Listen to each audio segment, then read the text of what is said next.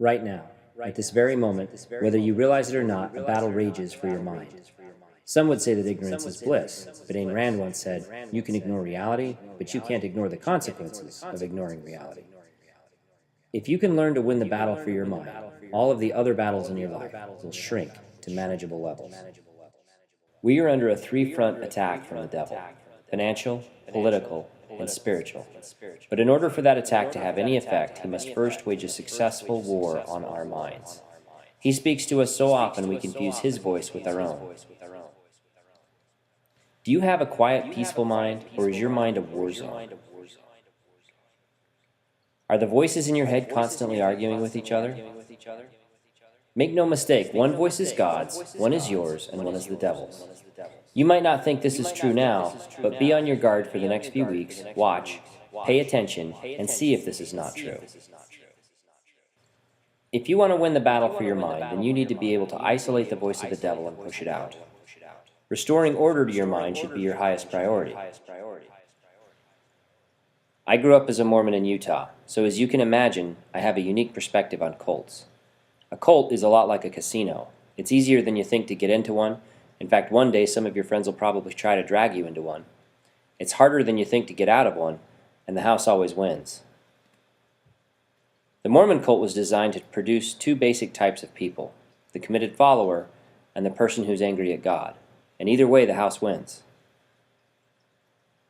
I was both types of people at one point in my life or another, and so I know a thing or two about brainwashing and victory against the devil. As a Mormon, I used to have all sorts of questions. I would run around asking my questions, and after a period of time, I started stumping people, a lot.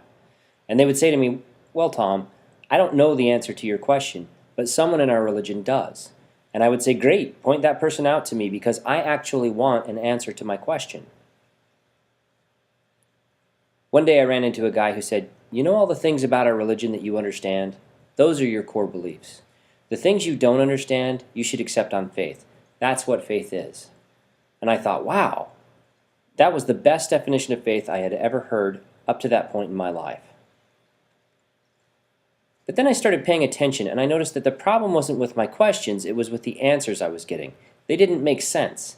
And I realized, no, that's not faith. That's asking me to turn a blind eye to things that don't make sense. God drives us with questions, but getting the answers is up to us. In a way, you could say that questions tormented me, but it was answers that got me out of the Mormon religion. The dictionary definition for faith is simply complete trust. And you can give that away almost like it's a gift. But you can also charge for it. And of the two ways, I prefer the latter. The more costly you make your faith, the more costly you make your complete trust, the stronger it will be when times become difficult. If you want a meaningful faith, it should be really, really expensive. And the way to do that when it comes to religion is to hit that religion with everything you've got. Pound on it, test it, make it prove itself to you, and if it doesn't make sense, then it isn't true. We don't categorize our beliefs. What I mean when I say that is that when I left the Mormon religion, I didn't have a file folder in my brain that contained all the Mormon stuff in it that I could just throw away. That religion was part of me, and when I left it, that meant that I had to trade something I knew for nothing. I didn't have an instant replacement religion ready to go. When you trade something for nothing, it just seems like a loss, but it would be worse to cling to a lie.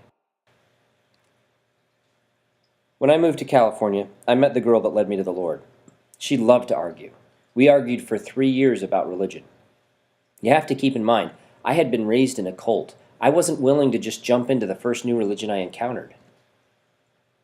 After 3 years of arguing, after investigating Catholicism, Hinduism, Islam, and Judaism, I realized Christianity was the only religion that made any sense. But The Battle for Your Mind is not a book about Mormonism. It's a book about restoring sense to a world that was turned upside down by the devil. As you can imagine, you can't go through the process of emerging from a cult and receiving Christ without getting a bird's eye view of the tricks of the devil. I once heard a story about a woman that was playing with a Ouija board. She made contact with a spirit that referred to himself as a friendly spirit. He complained that their Ouija board communication was laborious and slow, and he asked the girl for permission to use her hand so he could write her notes. She granted it, but he struggled to use her hand without the use of her arm. So he asked for permission to use that as well. Soon this girl granted the spirit permission to use her whole body, and only then did he reveal his evilness to her. People seem to think that the devil's above using tricks, but that's exactly what he does. He's thousands of years old, and history repeats itself, and people are sheep. Today's Christians have been infected by today's culture, myself included, and today's culture is destroying the world. The goal of my book is to restore clarity, to expose the works of darkness to the light, to explain how the devil's using our political system, our financial system, and world religion in such a way that we are actually bringing destruction upon ourselves just by using these systems. If you've been looking at the world around you and you're discouraged, if you recognize that we've created a mess that is so bad we need God to fix it, if you want to know what you can do to turn the tide and make a difference, or even if you just need help coping with life, then my book can help you. You can buy it at Amazon.com, BarnesandNoble.com, and buybooksontheweb.com.